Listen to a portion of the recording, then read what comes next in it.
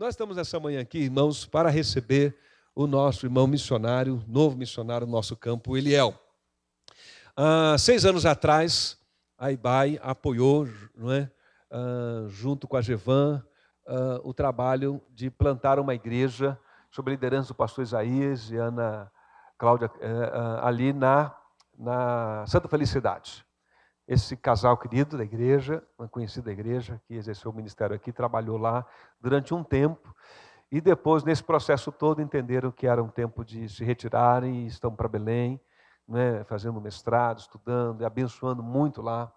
Né, a informação que eu tenho do pastor Isaías, a última informação que eu tenho é de que é um grande desafio o trabalho que eles realizam lá, mas Deus tem usado de forma especial esse casal.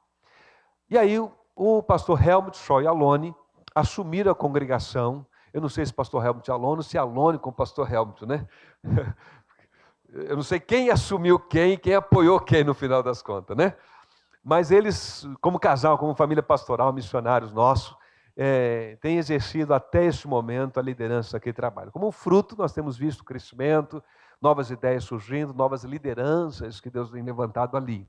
Uma dessas lideranças é a liderança do Eliel, sua esposa, e eles estão conosco aqui nessa manhã, porque nesse domingo hoje, eles vão tomar posse como os novos dirigentes da congregação, da missão em Santa Felicidade. Logo mais à noite, eu estarei lá com eles, junto com outros pastores, não é? O pastor Samuel Esperandi da convenção, né? O Dalisson vai me substituir aqui no púlpito pregando, mas nós vamos estar juntos lá. Só que nós combinamos, né, numa conversa com o pastor Helmut, né, e com o apoio e orientação deles, vamos fazer um momento de apresentação do Eliel e da família na IBAI, tá certo? Porque nós não vamos desmarcar o culto da IBAI para todo mundo ir lá para a congregação, não é saudável fazer assim, não seria bom. Mas também, né, pensamos nisso, vamos trazer o Eliel para estar conosco numa manhã em que a gente possa apresentá-lo à igreja e ele possa conhecer, né, mais de perto. Ele já conhece a IBAI, mas ter uma outra visão. Né? Eu convido então o Eliel para vir aqui. Vem cá, querido. Eliel Moura Durães, falei certinho? Ok. Ele é casado com a Mary. Vou pedir a Mary para dar um tchauzinho assim. Não precisa ficar em pé não, Mary. Ele é pequenininho, todo mundo já te viu aí, tá bom? Pai do Caleb, que tem 10 anos. Caleb está por aí. Tá aí. Desceu. E o Pedro Henrique, de 6 anos. O Pedro Henrique não amanheceu bem, né? E ficou lá com a vovó, né? Ficou lá na casa da avó. Também o Bernardo está aí juntos, né? E desceu, que é o sobrinho, filho do pastor Andréas, que é também da nossa convenção, e que logo mais deve estar lá também, né? Juntos, vamos ter uma reunião bem especial lá. Muito bem. Irmãos, o Eliel, a partir desse domingo, ele é o nosso missionário ali em Santa Felicidade, ok? E ele é o nosso Barnabé e o nosso Saulo. Hoje de manhã nós estamos orando por ele aqui e dizendo, vai, não é? Onde Deus tem colocado no seu coração para você ir, mas nós vamos juntos, nosso coração, nosso compromisso de apoio ao trabalho, de intercessão, a gente está junto com o Eliel e a Mary lá. E isso é uma grande responsabilidade, um grande desafio. Você concorda, amém? Então, ele está aqui para usar a palavra, compartilhar o que quiser compartilhar do que Deus tem colocado no seu coração, né? E nós temos esse tempinho juntos, né? De maneira mais informal entre a gente, e a gente está aqui. E ele estava assim um pouco preocupado e tal, disse, não, fica tranquilo, você está em casa, não é? Está em família, não é? Sinta-se muito, muito à vontade, tá bom? Embora sejam 2 trabalhos diferentes, né, em um bairro diferente, mas é a mesma igreja de Jesus, e a mesma igreja especialmente, né? Estamos juntos aí nesse processo. Quem é membro de Santa Felicidade é membro da IBAI, você sabe disso? Significa que o contrato também vale. Então, você que é membro da IBAI também é membro de Santa Felicidade, né? É membro de Joinville também, né? Então, estamos juntos aí. Vamos orar pelo Eliel. Pai, muito obrigado por essa manhã da tua igreja, quando nos reunimos. Primeiro, pelos simples fatos de podermos nos reunir domingo. Isso já é para nós, ó Deus, uma razão para levantarmos esse dia com alegria, com louvor, porque vamos estar com os irmãos, com a nossa família espiritual estendida, que é a igreja. Vamos celebrar um culto ao teu nome, vamos testemunhar de Jesus com as portas abertas para este bairro. E isso já é motivo de alegria. Mas nessa manhã nós recebemos o Eliel, a Mary aqui, ó Deus, sua família, para reconhecê-lo como nosso missionário em Santa Felicidade. E nós nos alegramos, ó Deus, ao mesmo tempo com um profundo senso de responsabilidade, de apoiá-los, ó Deus, de acompanhá-los, de orar por eles, de celebrar, ó Deus, as vitórias, de chorarmos juntos, ó Deus, as lutas e enfrentarmos essa caminhada para que breve, nós possamos ter uma igreja com autonomia plantada ali naquele lugar, segundo a tua vontade. Uma igreja saudável, ó Deus, uma igreja filha que vá logo caminhar, ó Deus, com suas próprias pernas, por assim dizermos, e vai realizar esse trabalho para o teu louvor e para a tua glória. É o que nós desejamos. Então rogamos, ó Deus, já aqui nessa manhã, tua bênção sobre o Eliel, sobre a Mary, e que eles sejam cheios da tua graça, do teu amor. E isso transborde, ó Deus, sobre as nossas vidas nessa manhã e sobre o ministério deles ali em Santa Felicidade. É o que nós pedimos no nome de Jesus. Amém.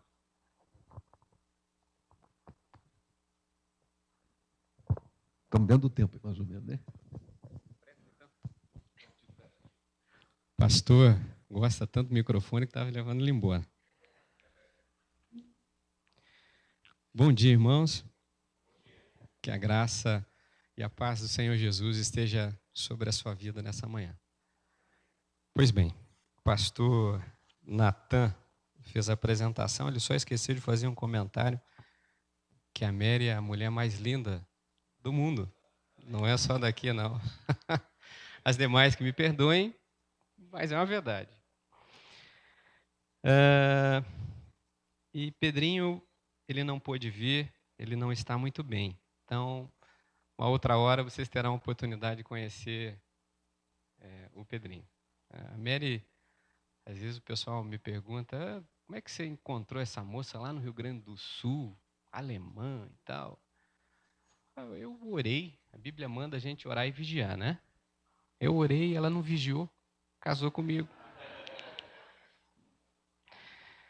Então, amém. Estamos aí para a honra e glória do Senhor. Deus tem nos chamado para esse fim, para esse trabalho, para ganharmos vidas para o Senhor Jesus. Isso a gente já tem feito, mesmo não trabalhando integralmente no ministério como nós passamos a fazer a partir de agora.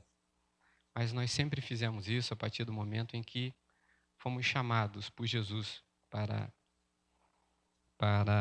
o seu reino, né? No momento em que a sua graça nos alcançou e que nós fomos salvos, a partir desse dia, o nosso coração começou a ferver, a arder.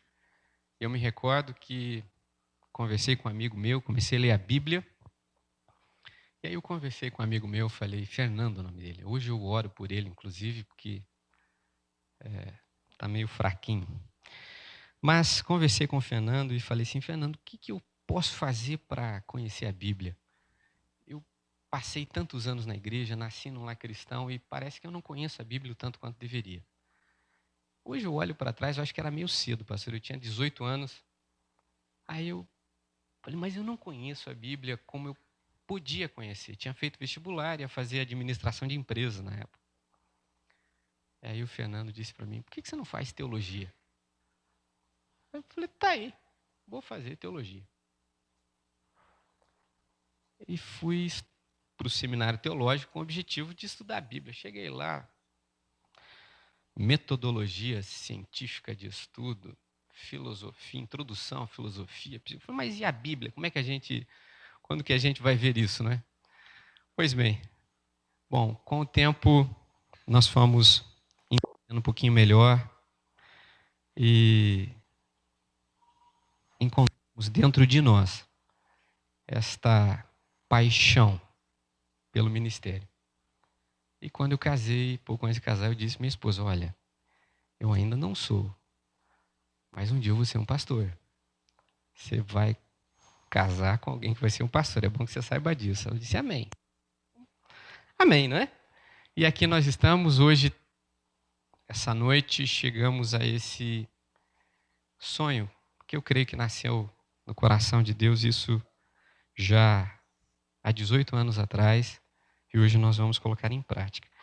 E eu gostaria, queridos, de meditar numa palavra que o Senhor tem colocado no nosso coração e compartilhar com vocês. Eu comentei, o pastor Natan até comentou da minha preocupação aqui. O pastor Natan, vocês estão acostumados aqui com um pastor profundo, teológico, sabe? Tem um conhecimento teológico bastante profundo, né?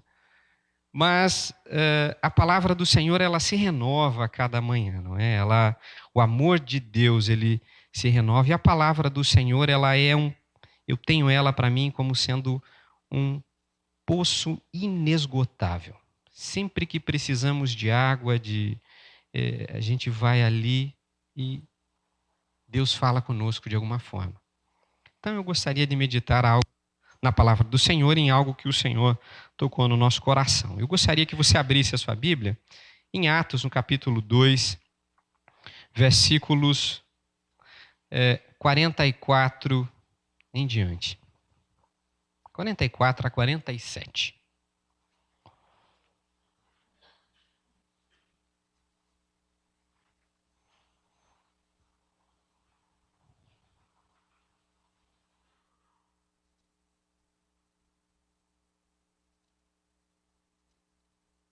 Acho que... ok. Diz assim: todos os que criam estavam unidos e tinham tudo em comum. Vendiam suas propriedades e bens, os repartiam com todos, segundo a necessidade de cada um. E perseverando de comum acordo todos os dias no templo, e partindo o pão em casa, comiam com alegria e simplicidade de coração, louvando a Deus e contando com o favor ou com a simpatia, diz outra tradução, de todo o povo. E o Senhor lhes acrescentava a cada dia os que iam sendo salvos. Eu conheci uma igreja que por muito tempo olhava para dentro de si. E quando eu digo olhar para dentro de si, olhava para os seus, cuidava apenas dos seus. Os anos se passaram e a igreja diminuiu. Não fechou as portas, mas diminuiu. Quando nós somos salvos, chamados por Cristo Jesus, nós somos transformados, somos justificados, nós temos o nosso nome escrito no livro da vida, mas nós não somos de imediato arrebatados. E por que será? É porque nós temos uma missão. Nós temos uma missão para cumprir aqui na terra. Porque se Deus tivesse interesse apenas em nos salvar, você já não estaria mais aqui. Você já estaria com Ele, não é? Mas por que você está aqui? Por que nós estamos aqui? Porque nós temos uma missão. Nós temos algo a fazer. E essa igreja, esse relato dessa igreja que nós lemos aqui, ela vivia com algumas características e tinha algumas atitudes que eu gostaria de ressaltar aqui nessa manhã. Para que nós, enquanto igreja, tenhamos uma visão e uma atitude de igreja que tem visão missionária. Que nós não deixemos de colocar em prática a nossa missão. Que nós não fiquemos acomodados, mas que nós olhemos para fora e façamos a diferença. Pois bem, a primeira característica, a primeira atitude que nós enxergamos nesses irmãos que haviam se convertido através da pregação de Pedro, logo depois do advento do Espírito Santo que veio e foi derramado sobre toda a carne. Diz isso todas as pessoas, todos os seres humanos, diz isso Pedro na sua pregação. Logo depois disso, 3.000 almas se convertem. Eu acho que era o sonho de todo e qualquer pregador e missionário, não é, pastor? Ver 3.000 pessoas entregando a sua vida logo depois de uma explanação, de uma pregação, de uma mensagem. Isso seria a realização de um sonho. E Pedro se realizou fazendo isso. Pois bem, esta igreja, estes irmãos, tinham algumas atitudes, algumas características que nós não podemos deixar de ter também enquanto igreja. A igreja não é esse templo aqui bonito, maravilhoso. A igreja somos eu e você. Se saímos daqui, aonde está a igreja? Não tem igreja. A igreja somos eu e você. Nós compomos o corpo de Cristo. Eu gosto daquela afirmação, aquela frase que define bem isso. Nós somos aqui uma parte da igreja reunida. Nós nos reunimos aqui. E nós compomos, então, a igreja do Senhor Jesus. E essa igreja tinha algumas características, ou esta parte da igreja que hoje já se foi, uma igreja triunfante, mas na época eles militavam aqui na terra e eles tinham algumas características e atitudes que eu gostaria de ressaltar. A primeira delas é a atitude de ser uma igreja que tinha unidade. Primeira característica, era uma igreja que tinha unidade. Nós observamos isso no versículo 44, quando diz assim: todos os que criam estavam unidos e tinham tudo em comum. Era uma igreja unida, uma igreja que tinha a mesma visão, que tinham o mesmo objetivo. O objetivo final era o mesmo.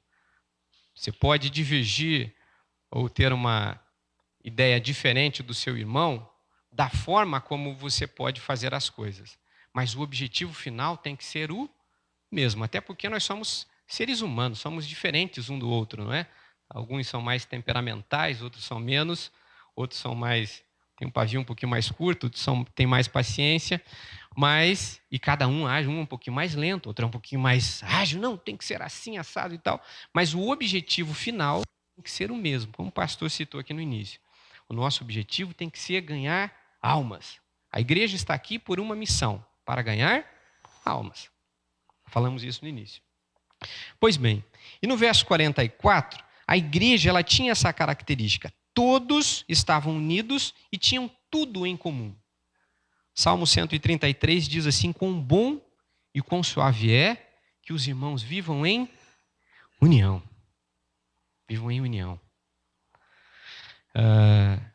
O salmista ali, ele chega a dizer o seguinte, que isso exala um cheiro agradável. Ele compara isso com o óleo da consagração, que exala o perfume do perfumista. Isso exala um cheiro agradável.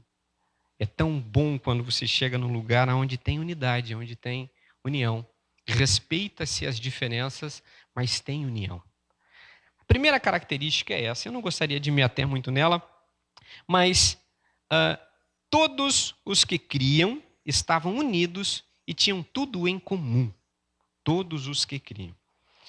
A segunda atitude ou característica era a seguinte: essa igreja ela tinha uma visão para fora e não apenas para dentro de si. E nós observamos isso, por exemplo, no versículo 45, que diz assim: vendiam suas propriedades e bens e os repartiam com todos, segundo a necessidade de cada um. Eles tinham um olhar, uma visão para fora, não para dentro, não para si, não para satisfazer as suas necessidades pessoais, Por que eu venho à igreja? Eu vou à igreja porque eu gosto de tocar. Então eu venho satisfazer o meu ego, eu vou tocar. E por muito tempo eu fui à igreja por isso mesmo. Eu ia só para tocar. Não tocava tão bem quanto esse irmão que toca uma guitarra cheia desses aparatos aqui, mas eu ia na igreja para tocar. Depois para chamar atenção. E daí ia satisfazer o meu ego. Ainda não era uma pessoa, eu diria assim, convertida, não é? Mas por que nós nos reunimos? Por que eu faço determinadas coisas? Eu faço para satisfazer o meu ego? Ou eu faço porque a minha visão está voltada para fora? Qual é a minha atitude enquanto igreja com relação a isso? Às vezes eu me pergunto, sabe, irmãos? Às vezes existem pregadores do evangelho que empunham isso daqui em mãos, satisfazer o seu ego, para chamar a atenção para si. E nós temos que ter uma visão para fora. Por que nós oramos pedindo para que Deus nos abençoe, nos dê bens? Para que nós tenhamos um conforto maior apenas e tão somente? Bom, isso é bom e necessário. Eu creio que Deus ele tem prazer em abençoar os seus. Mas nós temos que ter uma visão para fora, não só para dentro de mim ou para dentro da igreja. Pois bem, e nós notamos isso no versículo 45, quando diz assim que eles vendiam suas propriedades e bens e repartiam com todos segundo a sua necessidade. E quando eu digo para fora, eles tinham preocupação com o próximo. Eles repartiam segundo a necessidade de cada um. Eu não estou dizendo aqui que você tem que vender os seus bens, eu não faria isso também, vender os bens que eu tenho. Não. Na época era necessário, se precisava se fazer assim. A igreja precisava ser impactada dessa forma. Mas hoje nós temos que ter uma visão e ter uma atitude de preocupação com o próximo. E como que eu me preocupo com o próximo? E quem é o meu próximo? Uma ocasião perguntaram para Jesus, quem é o meu próximo? Bom, o próximo é aquele que...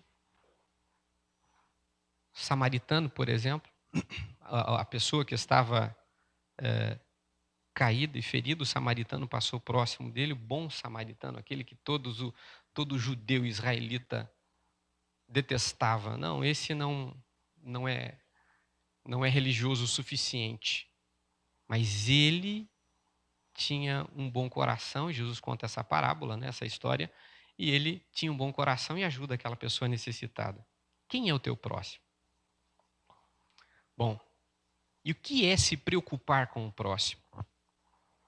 A parábola do filho pródigo, quando Jesus a conta, eu acho interessante a atitude do irmão do filho pródigo, do irmão dele.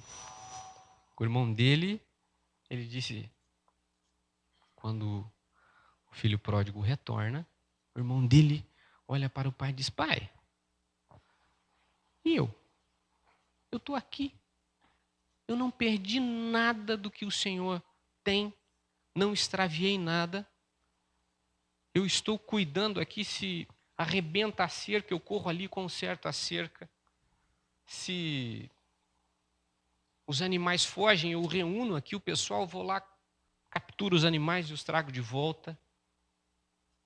Se tem que pagar a conta, eu corro lá pagar para o Senhor. Se o Senhor não tem condições, eu vou lá e faço. E o Senhor não me dá uma festa como essa, como o Senhor está dando para esse rapaz aí, que perdeu tudo que tinha. A preocupação do irmão, do filho pródigo, era com as coisas e não com o próximo. Eu preciso me preocupar com o próximo. A minha atitude tem que ser essa. Uma igreja que tem uma visão missionária, ela tem atitude de preocupação com o próximo. E quem é o meu próximo? É aquela pessoa que trabalha contigo, é aquela pessoa que estuda com você, seu vizinho. Se você sair, se você mudar de casa, o que seu vizinho vai dizer? Glória a Deus. Ele está indo embora.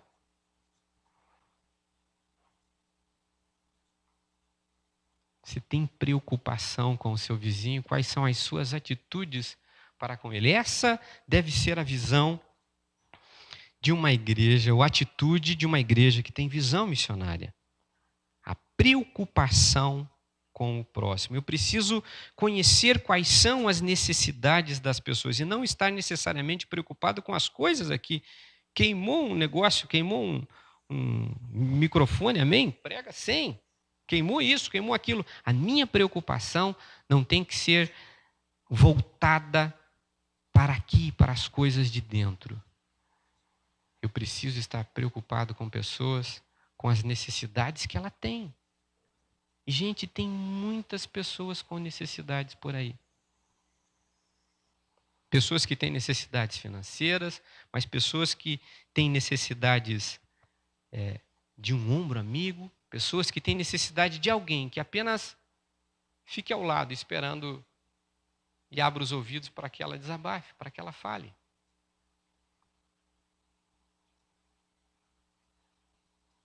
Bom, a minha mensagem nessa noite é que você tenha preocupação com o próximo.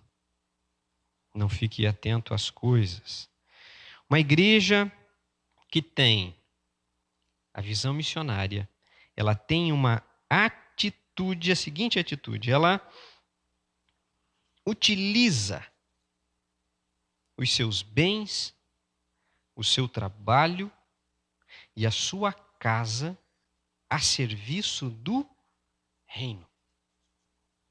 Os seus bens, o seu trabalho e a sua casa a serviço do reino. No versículo 45, nós vemos o seguinte: vendiam suas propriedades e bens e os repartiam com todos, segundo a necessidade de cada um. No verso 46, diz assim: perseverando de comum acordo todos os dias no templo e partindo o pão em casa, comiam com alegria. Bom, quando eu quero dizer assim, que nós temos que colocar os nossos bens a serviço do reino, é aquilo que nós temos, é aquilo que eu tenho que pode fazer a diferença. Eu não preciso vender aquilo que eu tenho para doar, mas eu posso utilizar aquilo que eu tenho para fazer a diferença. Essa é uma atitude de uma igreja que tem visão de missão. Veja bem, nós moramos atualmente numa chácara e nós fomos morar lá não por nossa própria vontade, fomos morar lá por necessidade mesmo. E oramos uma determinada ocasião perguntando a Deus, por que será que nós viemos para cá? Nós utilizamos os nossos bens a serviço do reino. E nós precisamos ter a nossa casa a serviço do reino. Até porque, irmão, se você disser que tudo é teu, Deus pode tirar tudo que nós temos. Nós somos apenas mordomos daquilo que Deus nos deu. De Jó, tudo foi tirado. Depois Deus deu em dobro, não é? Mas ali Deus mostrava que tudo era de Deus. E nós somos mordomos daquilo que Deus nos deu. Pois bem, fomos morar lá. E aí um dia, Calebinho, esse mais velho, eu chamo de Calebinho, Cacá, Caleb. Chamar ele de Cacá, ele vai atender. Caleb chegou em casa e disse: pai, o Mateus me bateu. E eu sou um pai bem protetor. Assim. Eu pensei, vou lá na escola chamar a atenção da diretoria, porque isso não pode acontecer. E fui na escola, chego lá na escola, diretora mandou eu sentar, eu sentei, espera aqui um pouquinho. Chamou a pedagoga chegou e disse, olha, o Mateus, ele bateu no seu menino, ele tem déficit de atenção, ele não consegue aprender o necessário para passar de ano, então por isso que ele está estudando junto com o seu menino. O pai dele não dá a atenção que o senhor dá para o seu filho. O pai dele não tem condições, mora de favor numa casa tal, assim assado. Eu fui escorregando para debaixo da mesa. Falei, olha, obrigado. Saí da... Meu menino disse, pai, estufou o peito. E aí, falou ou não falou? Falei. E aí? Vão chamar a atenção dele? Eu falei, olha, nós dois estamos errados. Ele falou, por quê? Eu falei, pelo seguinte, nós vamos ter que orar pelo Mateus. Nós não oramos pelo Mateus. E segundo, você tem que convidar o Mateus para vir aqui em casa.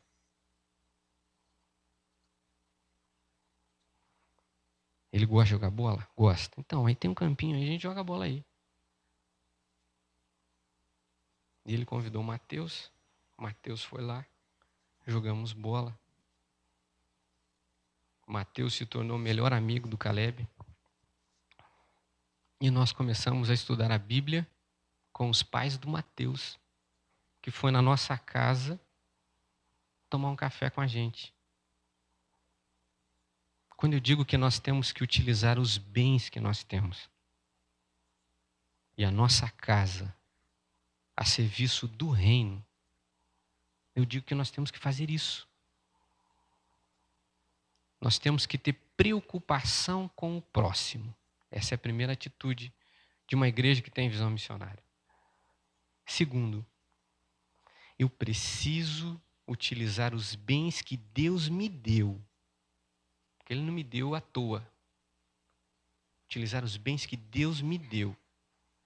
E abrir a porta da minha casa para que as pessoas cheguem, para que as pessoas que ainda não conhecem o Evangelho cheguem ali e comam do que eu posso oferecer e comer.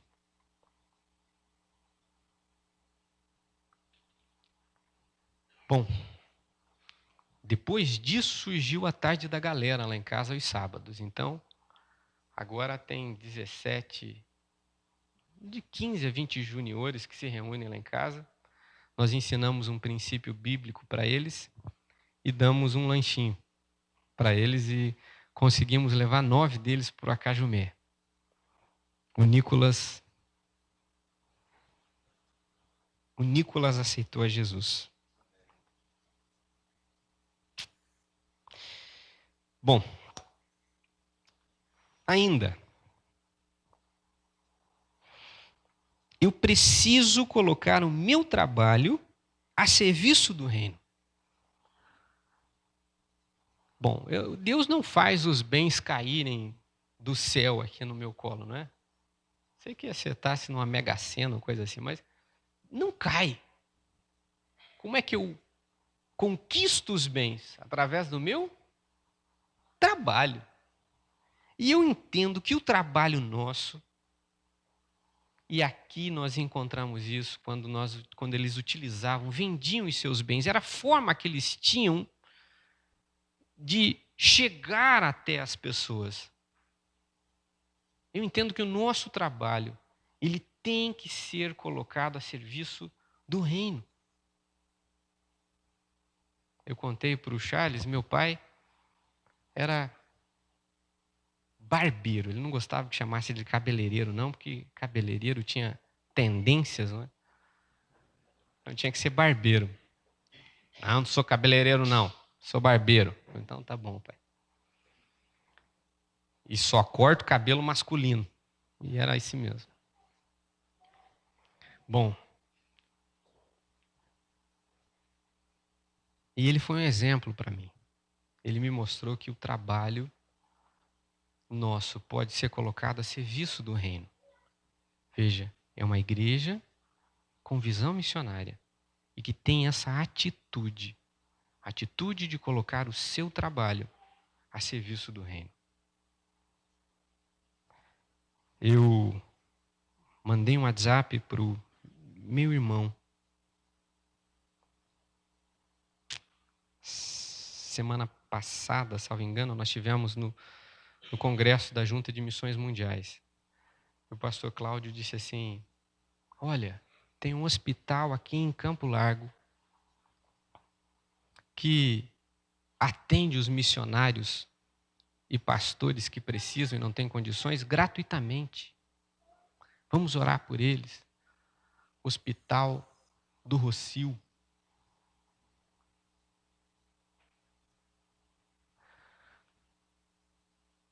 Pois bem, o senhor Josué, meu falecido pai, estava cortando o cabelo. E chegou um homem, e ele olhou assim, falou: vou ter que falar de Jesus para ele. Sentou, cortar o cabelo. Meu tempo não se foi ainda não, né? Tem mais 2 minutos. Sentou, cortar o cabelo. E ele conversou com aquele homem a respeito do Evangelho. É tão interessante que o Espírito Santo de Deus, ele guia a vida da gente. À noite nós estudávamos a Bíblia, eu e meu pai, nós estudávamos a Bíblia sobre um determinado tema. No outro dia, o senhor, que era calvo e tinha cortado o cabelo na semana passada, voltava para cortar o cabelo de novo. E o que você acha disso, Josué? E perguntava aquilo que nós havíamos estudado na noite anterior. Colocar o trabalho a serviço do reino. Passaram-se alguns meses, ele voltou lá e disse: Josué, eu não posso ficar por aqui não, que eu tenho muitas posses. Eu vou me batizar ali em Curitiba. Aqui o pessoal fica pedindo, né? É incrível como o povo gosta de pedir. E ele se batizou aqui em Curitiba, mudou o nome do hospital de Hospital Nossa Senhora do Rocio para o Hospital do Rocio. E hoje, porque um barbeiro que não gostava de ser chamado de cabeleireiro resolveu colocar o seu trabalho à disposição do reino, hoje, missionários que estão lá onde você não pode ir e aonde eu não tenho coragem de ir, quando passam por alguma necessidade e precisam ser atendidos, aquele hospital atende gratuitamente este pastor ou este missionário. Porque um resolveu colocar o seu trabalho à disposição do reino. É uma igreja que tem atitude e visão missionária. E por último, o relacionamento com Deus é essencial. Versículos 46 e 47 diz assim: e perseverando de comum acordo todos os dias no templo. Todos os dias no templo. Eu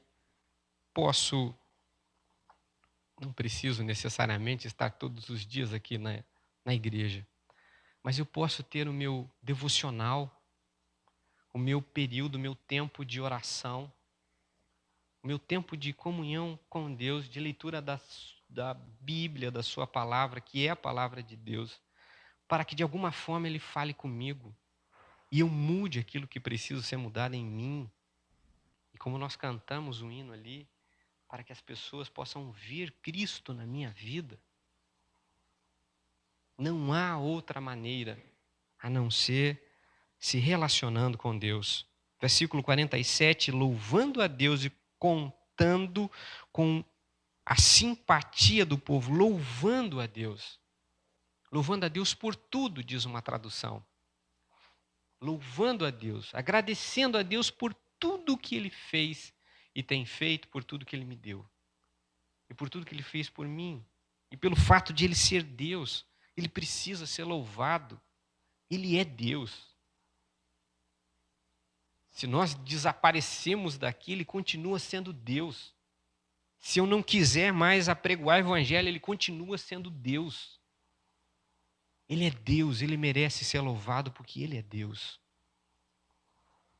E quando nós fazemos isso, nós temos essa atitude de louvar a Deus e de perseverar, estudando a sua palavra, tendo relacionamento, comunhão com Ele,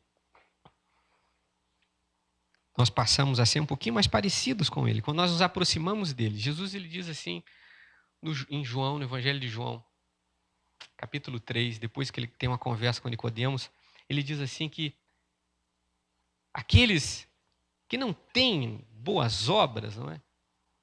Ou que as suas obras são más, eles não querem se aproximar da luz. Porque quando você se aproxima da luz, a luz começa a iluminar você e você começa a ver, opa, eu estou sujo. Eu preciso mudar alguma coisa. Eu chego um pouquinho mais perto da luz, meu Deus, eu não sabia que eu era assim.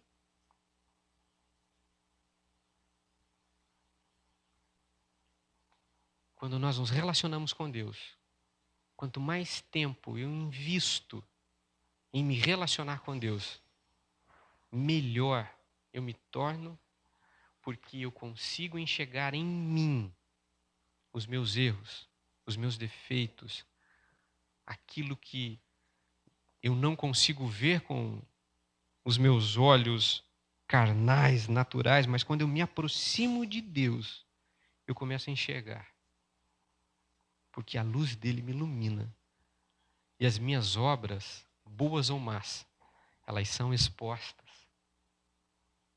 Por isso eu preciso de me relacionar com Deus. E quando uma igreja que tem uma visão missionária e que tem a atitude de ter unidade, de se preocupar com o próximo, a atitude de colocar os seus bens, o trabalho e a sua casa a serviço do reino, e a atitude ainda de se relacionar com Deus diariamente, o Senhor Jesus, a Bíblia diz assim, e o Senhor lhe acrescentava a cada dia os que iam sendo salvos. É Deus quem faz o restante. A minha função é só abrir minha casa, o meu trabalho e me colocar a serviço do reino. Quem salva é Jesus. Queridos, que Deus os abençoe e que vocês possam colocar em prática essa palavra e que eu também a coloque, né? É uma palavra que vem de encontro ao nosso coração para que nós nos mexamos um pouquinho e que nós façamos algo em prol do reino. Que Deus os abençoe.